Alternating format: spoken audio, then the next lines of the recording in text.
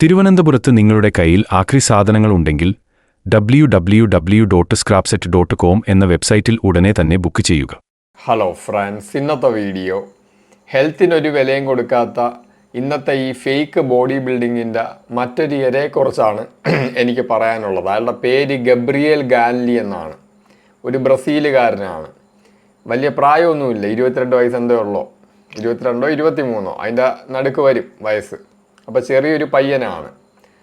അപ്പോൾ ഇവൻ ആദ്യം ഈ ആയോധന കലകളോ പിന്നെ കോമ്പാക്ട് സ്പോർട്സിലാണ് കോമ്പാക്ട് സ്പോർട്സാണ് പ്രാക്ടീസ് ചെയ്തുകൊണ്ടിരുന്നത്. അതിന് ശേഷമാണ് അവൻ ബോഡി ബിൽഡിംഗ് മേഖലയിലോട്ട് വന്നത്.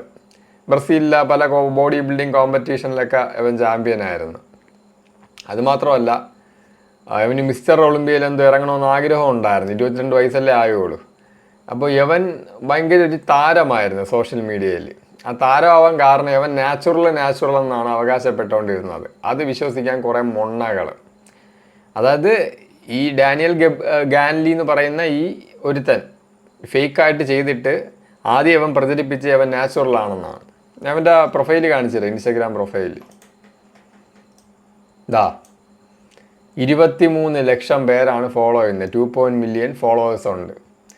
ഇവൻ്റെ ഈ ബോഡി അവൻ നാച്ചുറൽ എന്നാണ് ആദ്യം അവകാശപ്പെട്ടത്. കുറേ എല്ലാ മണ്ടന്മാരും അത് വിശ്വസിച്ച്. അല്ല, ഈ നാച്ചുറലിനെ എങ്ങനെയാണോ ഇതൊക്കെ കണ്ട് വിശ്വസിക്കാൻ പറ്റുന്നത്?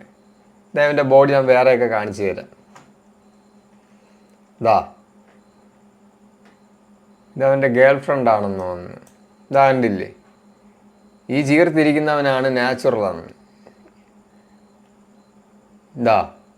എൻ്റെ ബോഡിയുടെ ഇത് കണ്ട പോസ്റ്റുകൾ,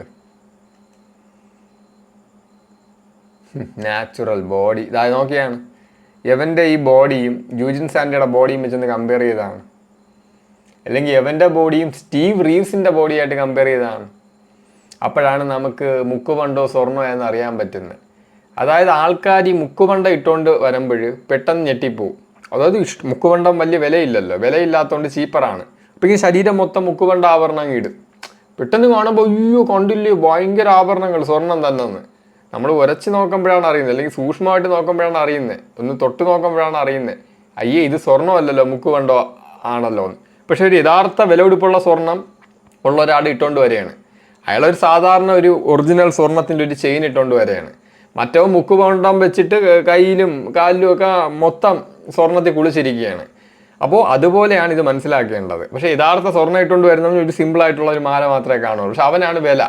പക്ഷേ പെട്ടെന്ന് ആളുകൾ നോക്കുമ്പോൾ ഈ കപടമായിട്ടുള്ള മുക്കുപണ്ടം ഇട്ടുകൊണ്ട് വരുന്ന ഫേക്ക് ഗോൾഡ് ഇട്ടുകൊണ്ട് വരുന്നവനെയാണ് ഭയങ്കര സംഭവമായിട്ട് വിചാരിക്കുന്നത്. അതുകൊണ്ട് ഇവൻ്റെ ഈ ബോഡിയും സ്റ്റീവ് റീവ്സിൻ്റെ യൂജി സാൻഡയുടെ ബോഡി അല്ലെങ്കിൽ ബ്രോൺസേറ ലെജൻസിൻ്റെ ബോഡിയായിട്ട് ഈ ഫേക്ക് ഈ കപടനായിട്ടുള്ള ഇഞ്ചക്ഷൻ എടുത്ത ഫേക്ക് മസിൽ ഉണ്ടാക്കിയവൻ്റെ ബോഡി ഒന്ന് കമ്പയർ ചെയ്ത് നോക്കിയാണ്. അതവൻ്റെ ബോഡി നോക്കിയാണ്. കണ്ട ശരീരം മൊത്തം കണ്ട കുരുക്കൾ, സ്റ്റെറോയിഡിൻ്റെ സൈഡ് എഫക്റ്റ് ആണ്. ഇവൻ്റെ ഈ ബോഡി നാച്ചുറലാണ്. സ്റ്റീവ് റീവ്സിൻ്റെ ബോഡിയായിട്ടൊന്ന് കമ്പയർ ചെയ്യും. മിസ്റ്റർ വേൾഡും യൂണിവേഴ്സൊക്കെ ആയാണ് സ്റ്റീവ് റീവ്സ്. അല്ലെങ്കിൽ 1965 ബോഡി ബിൽഡിംഗ് കോമ്പറ്റീഷനിലെ ലെജൻസിൻ്റെ ബോഡിയായിട്ട് അവനൊന്ന് കമ്പയർ ചെയ്യും. കണ്ടില്ലേ, അങ്ങനെ ഇവൻ നാച്ചുറൽ എന്ന് പറഞ്ഞ് തള്ളി ഇറക്കിയാണ് കുറേ ഫോളോവേഴ്സിനെയൊക്കെ ഉണ്ടാക്കിയ ഒരു ഫ്രോഡാണ് ഇവൻ, ഇപ്പോൾ മരിച്ചുപോയവൻ. അത് കഴിഞ്ഞ് ഇവൻ ഒരുപാട് പേര് സ്കാം ചെയ്ത് ആൾക്കാരെ മൊത്തം ഇവൻ നാച്ചുറൽ ആണെന്നുള്ള അവകാശവാദം പറഞ്ഞു. അവസാനം കുറേ പേര് കുത്തിപ്പൊക്കി, ഇതൊന്നും നാച്ചുറൽ പറ്റില്ല, കുറച്ച് വിളവും ബോധമുള്ള ആളുകൾ കുത്തിപ്പൊക്കി ഇവൻ നാച്ചുറൽ അല്ല. അവസാനം ഒരു നിവർത്തിയില്ല, നാട്ടുകാർ പിടിച്ചെന്നായപ്പോൾ ഉടനെ പറഞ്ഞു ഞാൻ മറ്റേ ജ്യൂസ് യൂസ് ചെയ്യുമെന്ന്. ജ്യൂസ് അതായത് PED performance enhancing drugs use ചെയ്യും, സ്റ്റെറോയിഡ്സ് അനബോളിക് സ്റ്റെറോയിഡ്സ് അതൊക്കെ യൂസ് ചെയ്യുമെന്ന് പറഞ്ഞു. അപ്പോൾ കണ്ട അത്ര ഫ്രോഡുകൾ. ഈ ഫ്രോഡുകളൊക്കെ ഇങ്ങനെയാണ്, ഈ ഫേക്കായിട്ട് ചെയ്തിട്ട് കള്ളം പറയും. പിടിക്കപ്പെടുമ്പോൾ ഒരു ന്യായമുണ്ട്. അത് ഇപ്പോൾ ഉള്ള ഷോയിലൊക്കെ മെഡിസിൻ ഇല്ലാതെ പറ്റൂലെന്ന്. ആരുടെ അടുത്ത് പറഞ്ഞേ? ആ മെഡിസിൻ ആ ഷോ ആര് നടത്തണമെന്ന് എനിക്ക് നന്നായിട്ട് അറിയാം, ഇൻ്റർനാഷണൽ ലെവലിൽ. അതായത് ആ യൂജിൻ സാൻഡയുടെ ട്രോഫി അതിൽ കൊത്തി വെച്ചിരിക്കുന്നത്. അതാണ് എനിക്ക് ഏറ്റവും വലിയ ഷെയിമെന്ന് പറയുന്നത്. ഒരു ലെജൻഡ് ബോഡി ബിൽഡിങ് പ്രൊമോട്ട് ചെയ്ത ആദ്യമായിട്ട് കൊണ്ടുവന്ന ഒരു ലെജൻഡാണ് യൂജിൻ സാൻഡ. അതായത് സമൂഹത്തിലെ ആളുകളുടെ ആരോഗ്യവും അവരുടെ ശരീരത്തിൻ്റെ ഭംഗിയൊക്കെ കൂട്ടാൻ പ്രോത്സാഹിപ്പിക്കാനാണ് ബോഡി ബിൽഡിങ് കൊണ്ടുവന്നത്.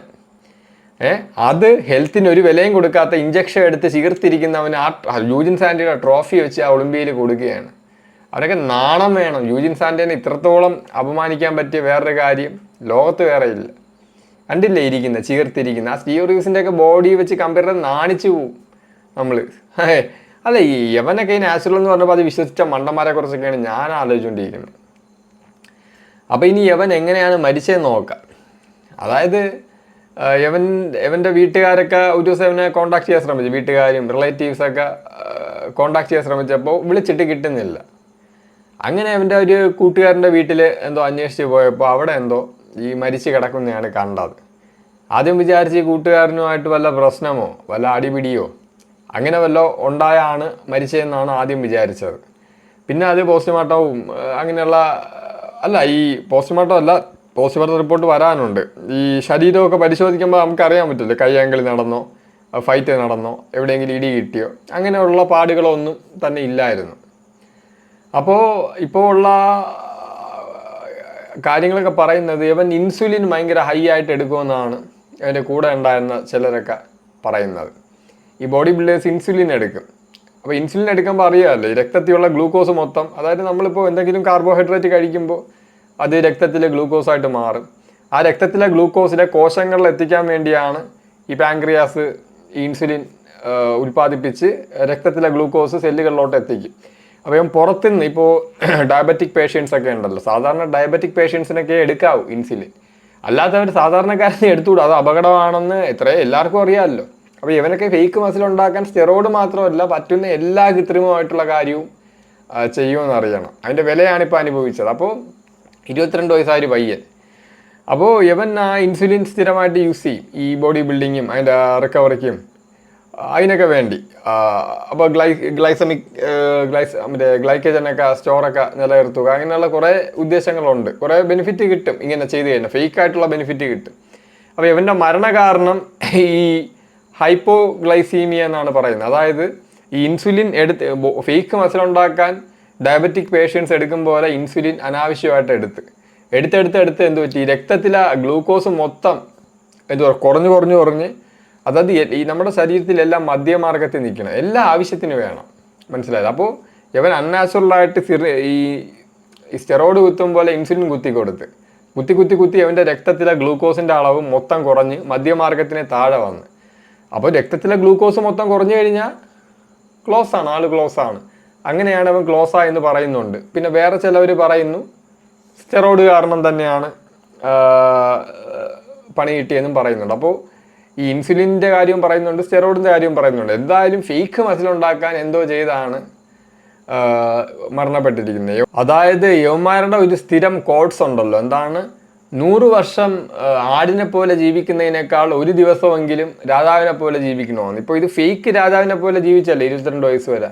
അപ്പോഴും കുറേ എണ്ണം പറയും അവൻ എന്താ 22 വയസ്സിൽ മരിച്ചാലെന്താ അവൻ രാജാവിനെ പോലെ എന്താ ഇഞ്ചക്ഷൻ എടുത്ത് ഫേക്ക് മസിൽ ഉണ്ടാക്കുന്നതാണ്. ആണുങ്ങളെ പോലെ നട്ടലുമായിട്ട് നാച്ചുറൽ ബോഡി യൂജിൻ സാൻഡിനെ പോലെ സ്റ്റീവ് റീവ്സിനെ പോലെ ഉണ്ടാക്കണം, അതാണ് ആണെന്ന് പറയുന്നത്.